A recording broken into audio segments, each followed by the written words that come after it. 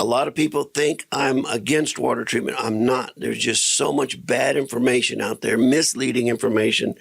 It kind of drives me nuts. One of the things that we talk about in water treatment, in water softening, we already touched on a little bit, that people badmouth water softening because of the sodium you add to it, but you throw a RO on that. And it removes it. And you're pulling it right back out. Yeah.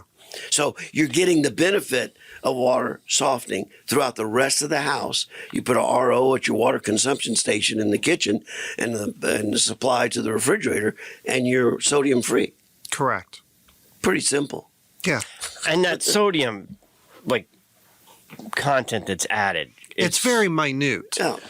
You know, as Rosie said, you know, in a glass of water, it's about half.